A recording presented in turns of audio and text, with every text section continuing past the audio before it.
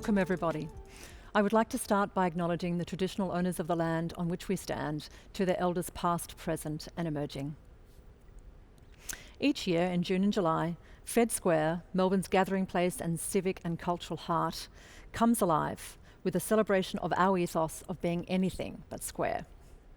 We come alive in a kaleidoscope of sensory art, food and entertainment experiences, showcasing the vibrancy and uniqueness of our iconic Melbourne destination. And this year, we are thrilled to be featuring an impressive, large-scale, immersive art installation called The Knot by world-renowned French artist Cyril Lancelin. This will light up the chilly winter nights throughout winter. This is the first installation by Cyril ever to be exhibited in Melbourne. The knot is based on a knitting node or trefoil knot, with several nodes juxtaposed and connected by a continuous line. The immersive installation is designed to both fill a space and divide that space at the same time, becoming a maze of passages, and invites people to bend down, to step over, and to get involved. A beautiful, distinctive pink colour, the knot will clearly stand out from its surrounds at all times, but in the evening it will also be illuminated for extra impact. In Cyril Lancelin's sculpture, the public is part of the work. His artworks are experiential, and the interactive moves from visitors become part of the installation. We are incredibly excited to be sharing this immersive work with Melbourne and cannot wait to welcome visitors from all across the state to Fed Square to experience this beautiful artwork firsthand. With that, I am very, very excited to be introducing to you the wonderful artist behind this great work of art, Cyril Lancelin. And we are also grateful to welcome our two interview moderators, Mr. Ted Gott, Senior Curator of the NGV, and Ms. Myriam Boisbouvier-Boilly, the Honorary Consul General of France in Melbourne. Bienvenue Cyril, merci d'être avec nous. Pourriez-vous nous dire un petit peu plus de vous-même et de votre vie à Lyon en ce moment? Bonjour Myriam, bonjour Ted, bienvenue à tout le monde, bonjour à tout le monde. Oui, j'habite à Lyon, qui est une ville de grande dimension, qui se situe pas loin de la montagne, des Alpes, et pas très loin de la Méditerranée, qui est très connectée avec l'Europe, puisqu'on est assez proche de l'Italie, de la Suisse et de Barcelone, par exemple. En même temps, c'est une ville qui a la chance d'avoir deux rivières qui parcourent son centre-ville. Donc, c'est une ville proche de la nature. Alors, je comprends que vous avez été architecte pendant peut-être 15 ans et maintenant vous avez ouvert votre atelier de création. Qu'est-ce qui vous a poussé à faire ce grand pas? Alors, je dis souvent en rigolant que les architectes adorent lire des livres d'artistes et les artistes lisent des livres d'architectes. Il y a une connexion très forte entre les deux. Moi, par exemple, ce qui m'a motivé, c'est quand j'habitais aux États-Unis, je suis allé visiter la fondation Donald Judd à Marfa, Texas, et où il y a des œuvres minimalistes de très grande dimension exposées à l'extérieur, et ça m'a beaucoup ému. Et quand je suis revenu dans l'agence d'architecture, comme on travaille de plus en plus avec les artistes sur des projets, voilà, je me suis dit, bon, la connexion est forte et je crois que je préfère travailler en amont, plus sur la partie artistique. Et Cyril, comment êtes-vous devenu artiste? Je suis devenu artiste un peu à la suite de ça. Dans les agences, on travaille souvent avec les artistes, surtout pour des constructions, par exemple, de sculptures ou d'art public, dans les lobbies, dans les places devant les bâtiments. Donc, on travaille main dans la main avec les artistes et la connexion était forte et du coup, j'ai commencé à dessiner mes propres œuvres que j'ai montrées et assez vite, cela a fonctionné et du coup, j'ai un peu abandonné l'architecture pour l'art. Et au sujet de nœuds, quel est le médium que vous avez choisi et pourquoi l'avez-vous choisi? Et aussi, pourquoi la couleur rose? Alors, cette œuvre, je l'ai dessinée avec un logiciel de 3 dimensions parce qu'il fallait vraiment la ligne soit continue et qu'elle se croise jamais. Donc c'était quelque chose de difficile à dessiner en croquis.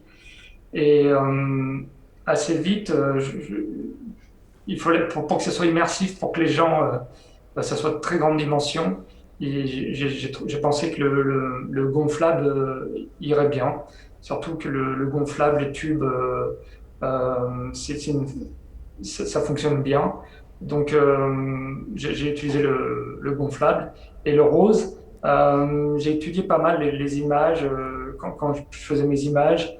Euh, si on utilise le bleu, ça se confond avec le ciel, le vert avec la nature, le noir, c'est pas, et le blanc, le noir et le blanc se confondent avec la ville. Le rose m'a paru évident en faisant des essais d'images. Comment trouvez-vous votre inspiration ou vos inspirations? Tous les jours, je m'impose enfin, et puis de toute façon, je travaille tous les jours sur l'ordinateur, mais je m'impose des moments de dessin où je dessine avec des cubes, des sphères, je les bouge, je les mélange et ça me donne des idées. Avant, je faisais ça quand j'étudiais avec des petites maquettes, mais l'avantage avec les ordinateurs, c'est qu'on peut faire beaucoup plus d'essais. Et en plus, maintenant, on a des casques de réalité virtuelle, des choses comme ça, donc on peut même rentrer en immersion à l'intérieur. Donc ça permet de faire pas mal de petites expériences. Et Cyril, pouvez-vous nous parler de certains de vos autres projets dans le monde? Je pense à votre merveilleux Flamingo Ring à Dubaï en 2019, ou l'installation magique Mix, créée avec des melons et des citrouilles entrelacées. Alors, Flamingo Ring à Dubaï, c'était au début une expérience vraiment architecturale. Je voulais faire un espace en utilisant le moins possible de moyens. Donc, en utilisant trois torus qui sont trois gros cercles, on peut créer un espace et passer par les points de connexion. Il me semblait intéressant de, de, de jouer, enfin de ne pas rester abstrait, d'aller un peu dans le figuratif et d'apporter quelque chose de la culture et de la pop culture. Et le flamant rose était assez intéressant pour ça parce que justement, il me permettait d'utiliser ce cercle, ce torus. Et le torus, il est intéressant parce qu'il fait une fenêtre.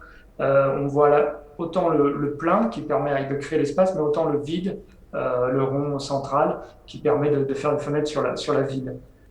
Donc ça m'a plu d'utiliser, de mélanger ça. Et c'est là où la connexion est forte avec Mix, parce que Mix, finalement, même si ça a l'air complètement différent, c'est un peu la même chose. J'avais fait une petite expérience je dessinais une maison, et je voulais que les murs soient différents. Donc j'avais utilisé, euh, pour faire les murs, une juxtaposition de volumes, c'est-à-dire j'utilisais des cubes, des sphères, des cylindres, à lesquels je mettais des paramètres. Je veux 20% de cubes, 20% de sphères. Et ça me faisait du coup des murs très intéressants avec des trous, des connexions. Et je me suis dit, peut-être que je pourrais remplacer ça par quelque chose de différent. Et donc, j'ai utilisé les melons et les citrouilles parce que je trouve que leur texture est très intéressante. Et c'est d'ailleurs pour ça qu'elles ont été très reprises dans la pop culture, parce qu'elles ont un graphisme très fort. Et voilà, c'est Et comme ça qu'est née l'idée. merci. Et certaines de vos œuvres semblent de forme assez architecturale. Pouvez-vous nous dire quelle influence vous avez tirée de l'architecture mondiale? Alors, j'ai passé beaucoup de temps à étudier l'architecture puis à travailler pour les architectes. Bien sûr, je suis en admiration pour des architectes comme Mies van der Rohe, ou plus récents comme Tadao Ando ou même MVRDV. Enfin, mais j'ai été particulièrement touché aussi par les architectes japonais dans leur ensemble, qui, par exemple, sur le dessin de maisons, c'est peut-être parce qu'ils ont moins de place, mais où ils se fixent des règles très précises quand ils dessinent une maison. Il y a des maisons qui ont été construites sur des parcelles très très étroites, 3 mètres de large par exemple. Donc il y en a par exemple une qui s'appelle la maison avec des escaliers complètement tournée autour de l'idée de l'escalier. Une autre qui s'appelle la maison avec une seule fenêtre, donc il n'y a qu'une seule fenêtre, mais c'est une énorme fenêtre. Donc l'architecte japonais se fixe des règles et suit ça. Et je trouvais ça intéressant d'aller dans pratiquement l'extrême, c'est-à-dire de se donner des contraintes qui peuvent être du coup une contrainte par rapport à un site. La fenêtre, c'est parce qu'il n'y a qu'un endroit où on peut avoir une fenêtre. Donc, de prendre ce qui pourrait être une contrainte, de le transformer en positif et de suivre cette règle. Donc, j'essaye de faire la même chose dans mes installations immersives. C'est fascinant. Et dites-moi, comment s'est passé le projet avec FedSquare? Comment ça s'est-il mis en place?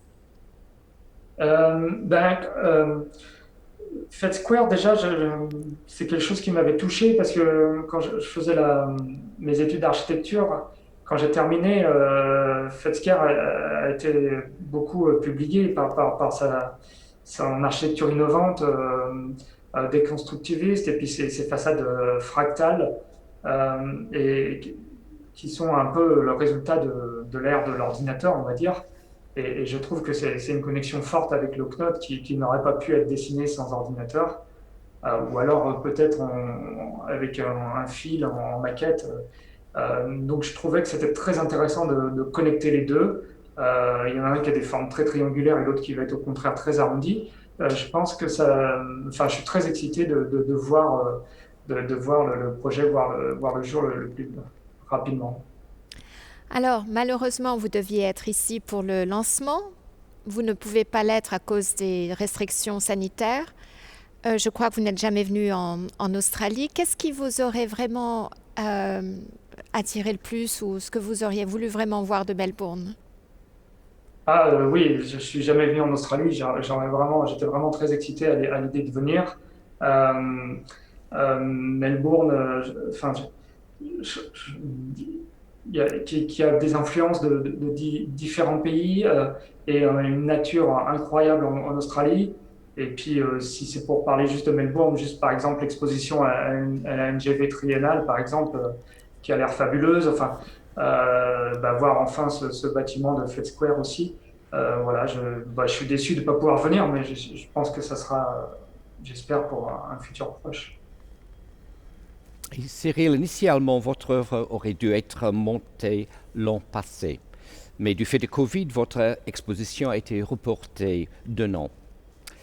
Quel a été l'impact Covid sur votre travail en général?